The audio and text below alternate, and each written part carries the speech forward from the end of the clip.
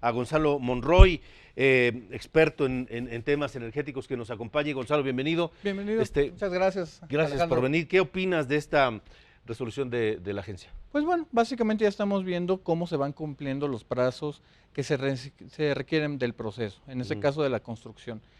A pesar de lo que había dicho el presidente López Obrador, que iba a empezar la construcción el día 1 de agosto, apenas hasta ahora que se tienen los permisos ya firmes, es que se puede empezar la construcción. De otra forma, hubiéramos empezado violando la ley, cosa que se hizo precisamente desde antes. Uno de los condicionantes que puso la CEA es el respeto al manglar, precisamente, que es crucial para la zona endémica que tenemos ahí.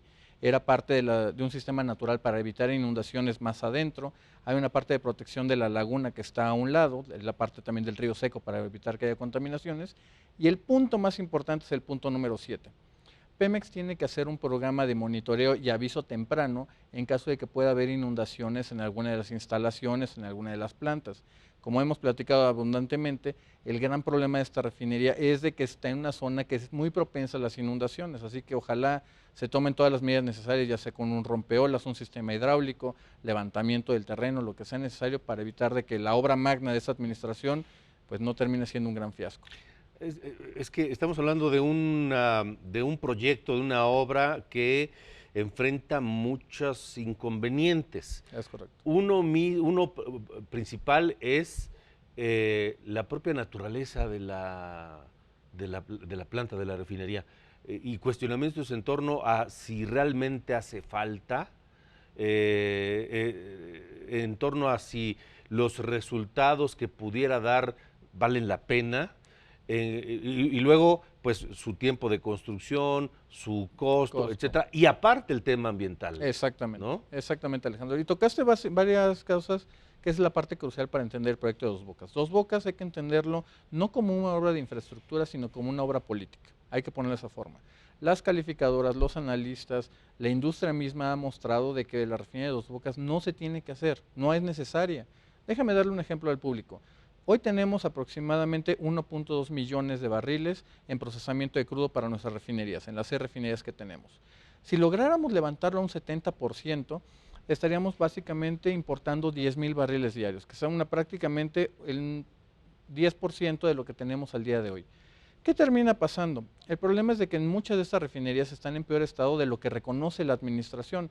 Por ejemplo, hace muy poco la secretaria Enal estuvo en la refinería de Madero. La refinería de Madero al día de hoy apenas se acaba de producir 55,000 barriles, pero para darte una perspectiva, estuvo parada sin tomar un solo barril de petróleo en 13 de los últimos 22 meses.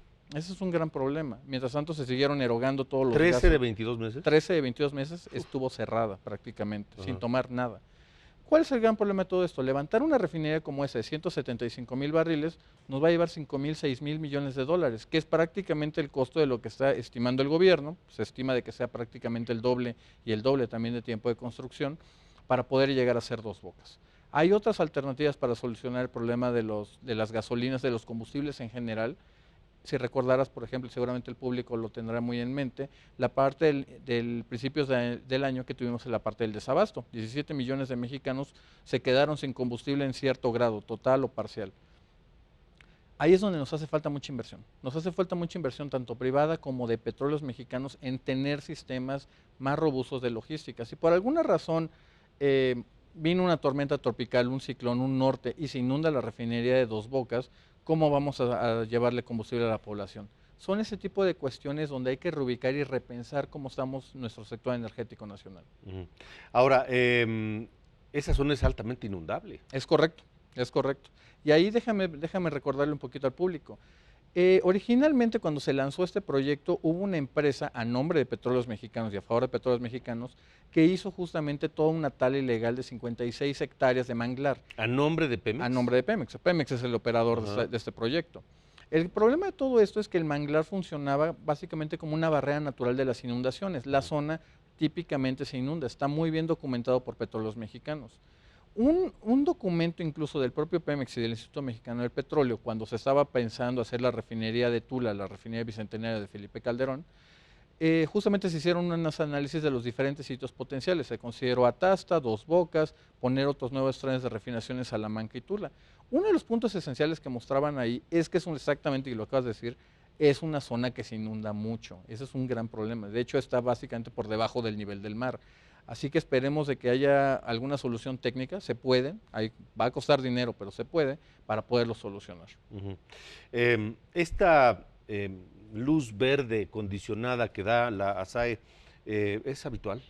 Sí, sí, sí, sí. La realidad es que muchas veces en proyectos como eso, que son grandes proyectos de infraestructura, se manda el proyecto para que se haga por relevancia estratégica, por estrategia comercial, y viene una serie de condicionantes que tienen que ir siendo obedecidos en todo momento. Si, por ejemplo, Petróleos Mexicanos fallaran a hacer el monitoreo de la calidad del agua, es uno de los condicionantes, o de hacer un reporte y se les inunda la planta ya inundada, entonces ahí la SEA no solamente puede ponerles una multa, podría llegar incluso el caso a cerrar la planta, de llegar a ser el caso, aunque en ese momento desde 2013 no ha sucedido. Pero ¿qué caso tiene? ¿Qué caso tiene llegar a sanciones, a multas o a cierre de la planta cuando desde antes de iniciar la obra se está diciendo no es conveniente por todas estas razones? Y déjame agregar incluso una razón más. Este es parte del punto crucial y es el punto contencioso en la relación que hay ahorita con las calificadoras. Mucho de lo que se ha dicho en el parte del rescate de Pemex son las inyecciones de capital que quiere hacer el gobierno mexicano a Petróleos Mexicanos. Aproximadamente 6.200 millones de dólares en los siguientes 3 años. El gran problema es que el 80% de esa inyección de capital es para la refinería de Dos Bocas. Donde hay un problema grave, esas inversiones podrían ser muchísimo mejor aprovechadas en cosas como exploración y producción. En producción, bueno, el nombre mismo lo dice, para tener los barriles de petróleo. Pero en exploración, y ese es uno de los puntos clave, es la viabilidad de mediano y largo plazo de la empresa. No podemos llegar a que Petróleos Mexicanos en el 2027-28 ya no tenga petróleo para estar produciendo. No podemos ya darnos ese riesgo. Pues Gonzalo, te agradezco que hayas venido, te agradezco por supuesto tu tiempo y tus opiniones. Muchísimas gracias, Alejandro.